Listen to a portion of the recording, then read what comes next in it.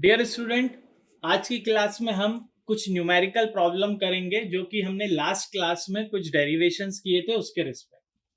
तो हमने इस यूनिट में अभी तक सिर्फ ये देखा है कि फोर्स्ड वाइब्रेशन क्या होते हैं, कि जब एक कांस्टेंट मैग्नीट्यूड का फोर्स लग रहा हो एक फ्रीक्वेंसी के साथ, तो उसको मैं क्या बोल रहा हूं, दैट इज फोर्स्ड वाइब्रेशन।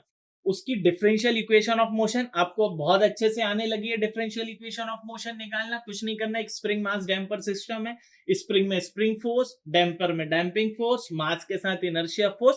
और अब जो मेरा सिस्टम है जो कि फोर्स वाइब्रेटरी सिस्टम है, उसमें F naught sine omega T type का एक फोर्स भी लग रहा है। इतना मैंने देखा। उसके बाद मैंने मैग्निफिकेशन फैक्टर भी देख लिया था। अब इनसे मिलते जुलते न्यूमेरिकल प्रॉब्लम आज हम देखेंगे कि कैसे न्यूमेरिकल प्रॉब्लम आता है। और ये बहुत इंटरेस्टिंग होने वाला है न्यूमेरिकल। क्यों? क्योंकि अब आपको यूनिट नंबर 1 की भी जरूरत पड़ेगी फॉर्मूले की, यूनिट नंबर 2 की भी जरूरत पड़ेगी, एंड दैट यूनिट नंबर 3 जो कि हमारा चल ही रहा है। सो अपन न्यूमेरिकल प्रॉब्लम देखते हैं। मैं बोलता जा रहा हूं और साथ में गिवन डेटा लेके जा रहा हूं। तो there is a numerical problem.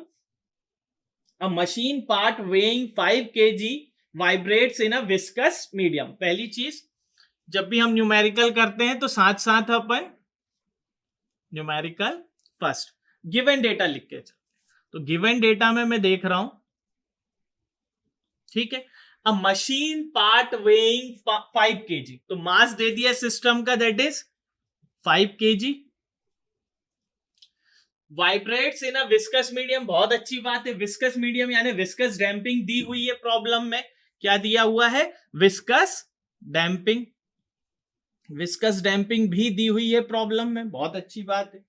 उसके बाद बोल रहा है determine the damping coefficient when a harmonic force of 36 Newton. Harmonic force of 36 Newton. अच्छी बात है। अभी तक इस फोर्स के मैग्नीट्यूड के बारे में नहीं पता था हम लोगों को। पुरानी जितनी भी हमने प्रॉब्लम्स की है उसमें सिर्फ ये बोलते थे कि initially it is displaced by an external force जिसका मैग्नीट्यूड और डायरेक्शन से कोई मतलब नहीं होता था।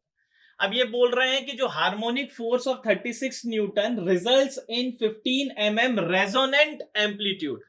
15 mm रेजोनेंट एम्पलीट्यूड, ये क्या चीज होती है अभी अपन देखेंगे इसको। Results in 15 mm resonant amplitude with a period of 0.32 second. तो टाइम पीरियड दे दिया है, 0.32 सेकेंड। और फाइंड क्या करना है अपन को? फाइंड करना है डैम्पिंग कोएफिशिएंट। ठीक है, चलो। तो गिवन डेटा से मेरे को क्लियर हो गया है, क्योंकि यहां पर ये मैग्नीट्यूड दिया है 36 न्यूटन। इसका मतलब ये फोर्स्ड वाइब्रेशन की प्रॉब्लम है। किसकी प्रॉब्लम है? फोर्स्ड वाइब्रेशन की। और हमें पता है, एक बार फिर से रिवाइज करवा देता हूं, तो इस पर्टिकुलर सिस्टम में मेरे पास एक स्प्रिंग है, एक डैम्पर है, क्योंकि विस्कस डैम्पिंग बोल रहा है, and that mass is there, this is K, this is C. जैसे ही मैंने इसको डिस्टर्ब किया, कितने से? 36 न्यूटन का हार्मोनिक फोर्स है, यानी इसके साथ साइन ओमेगा टी और कॉस ओमेगा टी भी होगा।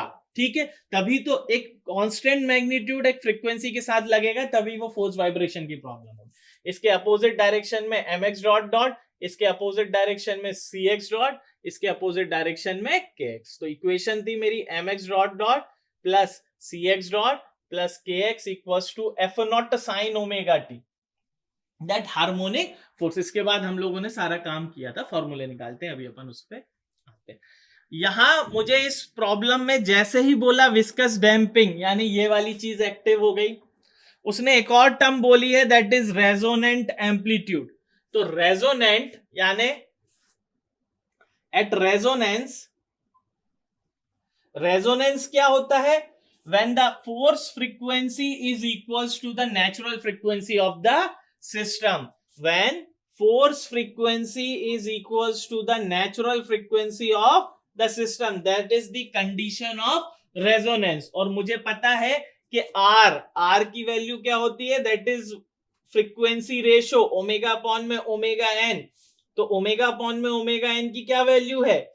1। तो मुझे इस particular when r equals to 1 मुझे एम्पलीट्यूड दिए हुए हैं, कितने दिए हुए हैं, दैट इज 15 mm एम्पलीट्यूड दिए हुए हैं। तो मेरे पास फॉर्मूला है किसका, एम्पलीट्यूड रेशो का। तो एम्पलीट्यूड रेशो का फॉर्मूला क्या था, जो अभी हम लोगों ने ड्राइव किया था, एम्पलीट्यूड रेशो या magnification factor, that is x upon में x static equals to 1 upon में under root 1 minus r square plus 2 zeta r का होल स्क्वायर।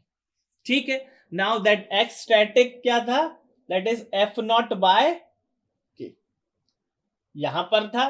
तो this is the amplitude ratio formula और your x static equals to F naught by K, और magnification factor भी हम इसको बोलते हैं। अब मुझे पता है कि r की वैल्यू दी है ओमेगा अपॉन में ओमेगा एन, x स्टैटिक होता है एफ नॉट बाय के। तो मैं एक एक पैरामीटर की वैल्यू निकालता जाता हूं और पुट करता जाता हूं। तो व्हेन r इक्वल्स टू 1 और x स्टैटिक की वैल्यू पता है और x की दी हुई है दैट इज 15 mm, तो 15 mm, ठीक है, या पहले r इक्वल्स टू 1 रख दो इसमें, r इक्वल्स टू 1, तो x अपॉन में x static equals to 1 upon में अंडर रूट 1 माइनस 1 का square 1 plus 2 into zeta into 1 का होल स्क्वायर, 1 माइनस 1 0 हो गया, 2 जीटा का होल स्क्वायर, तो x स्टैटिक x अपॉन में x static equals to 1 upon में 2 जीटा का होल स्क्वायर और इसका स्क्वायर रूट, तो स्क्वायर रूट और स्क्वायर कैंसिल हो गए। तो मुझे पता चल गया x अपॉन में x स्टैटिक की वैल्यू कितनी आ गई, 1 अपॉन में 2 जीटा। अब मुझे जीटा निकालना है, और अगर एक बार मेरा जीटा आ गया तो मेरा काम हो जाएगा। मुझे डैम्पिंग कोफिशिएंट निकालना है, एक बार जीटा निकल गया तो जीटा को मैं डैम्पिंग कोफिशिएंट से रिलेट कर सकता हूं विस्कस डैम्पिंग के फॉर्मूले से। तो निकाल लेते हैं यहां पर, तो zeta will be equals to, ये इधर गया ये नीचे चला गया, एक्स स्टैटिक अपॉन में एक्स और अपॉन में ये 2, तो जीटा की वैल्यू ये आ गई। अब मैं ऐसा करूं, इस स्टैटिक की जगह एफ नॉट बाय के रख देता हूं, एफ नॉट बाय के यानी 2k इंटू एक्स। अब मैं एक एक की वैल्यू निकालता हूं। ठीक है, स्प्रिंग कांस्टेंट की वैल्यू दी हुई है क्या, नहीं दी हुई है, बट मेरे को क्या दिया है, टाइम पीरियड दिया हुआ है। चलो निकाल लेते हैं। तो एफ नॉट कितना दिया हुआ है, दैट इज 36 न्यूटन, ठीक, और 2 इंटू के इंटू एक्स, और एक्स कितना दिया हुआ है 15 mm, दैट इज 15 इंटू 10 की पावर -3 मीटर। तो zeta will be equals to 36 upon में 2 इंटू के इंटू 15 इंटू 10 की पावर -3, ये मीटर में आ गया। अब मुझे बस कहीं से के की वैल्यू मिल जाए तो मेरा काम आसान हो जाएगा। ठीक है, अब के की वैल्यू निकालने के लिए मेरे पास क्या क्या पैरामीटर्स है, मेरे पास टाइम पीरियड दिया हुआ है, टाइम पीरियड से मैं फ्रीक्वेंसी निकाल सकता हूं। फ्रीक्वेंसी क्या होती है, दैट इज 1 अपॉन में टाइम पीरियड, तो यहां से फ्रीक्वेंसी निकल जाएगी 1 अपॉन में 0.32 सेकेंड। तो यहां से एफ की वैल्यू मैं फाइंड आउट कर लूंगा। नाउ फ्रीक्वेंसी निकल गई, यानी ये सिस्टम की नेचुरल फ्रीक्वेंसी होगी जब टाइम पीरियड दिया हुआ है ना रेजोनेंट एम्पलीट्यूड के बाद। तो ये फ्रीक्वेंसी को मैं अंडर रूट के बाय एम में पुट करूंगा तो मेरा क्या निकल जाएगा, जैसे ही frequency that is omega N, ये हर्ट्स में निकली है ना, दिस इज इन हर्ट्स, तो इसको ओमेगा एन अपॉन में 2 पाई, तो omega N will be 2 pi F, तो 2 पाई अपॉन में 0.32, that will be omega N. ना ओमेगा एन की वैल्यू जैसे ही मैंने फाइंड आउट की, तो omega N will be equals to under root के बाय एम। अब अंडर रूट के बाय एम, तो इसकी जगह रखा 2 पाई अपॉन में 0.32 will be equals to under root K upon में 5। एम की वैल्यू कितनी दी है 5 kg। अब यहां से मैं इसको स्क्वायर करूंगा तो 2 पाई अपॉन में 0.32 का whole square that is equals to K upon में 5। तो यहां से मैं के की वैल्यू फाइंड आउट करूंगा, that comes out to be 1927.66 newton per metre. ठीक है, तो जैसे ही के की वैल्यू आई मैं यहां पर पुट कर दूंगा, तो मुझे क्या मिल जाएगा, जीटा की वैल्यू मिल जाएगी, इसको मैं यहां पुट कर दूंगा।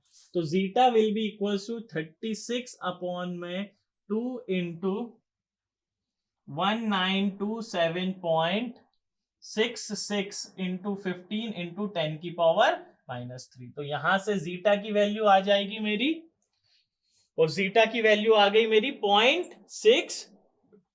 ठीक है, तो जैसे ही जीटा की वैल्यू आई मेरी 0.62, तो 0.62 की वैल्यू मैंने पुट किया। When zeta is less than 1, 0.62 is means zeta is less than 1। When zeta is less than 1, system is under damped. अगर अंडर डैम्ड सिस्टम है तो zeta can be given by C upon में 2m omega n, C upon में 2 under root km। तो zeta is 0.62, ये वाला use कर लेते हैं। सी तो फाइंड आउट करना है, 2 अपॉन में k की वैल्यू कितनी है, 1927.66 इंटू मास की वैल्यू 5। तो यहां से C की वैल्यू आपकी निकलेगी 121.74 न्यूटन सेकेंड पर मीटर स्क्वायर। सो इस टाइप की प्रॉब्लम में आपको पूरा नॉलेज लग जाएगा, कहां से कहां तक का, शुरू से लेके आखिरी तक का, यूनिट 1 तक। यूनिट 1 का कंसेप्ट ये फ्रीक्वेंसी, यूनिट 2 का कंसेप्ट ये जीटा, एंड यूनिट 3 का कंसेप्ट। तो जब भी फोर्स वाइब्रेशन की प्रॉब्लम आएगी ये थोड़ी सी लेंथी प्रॉब्लम जाती है जब हमें amplitude ratio. So students, this is all about the problem on amplitude ratio. Thank you.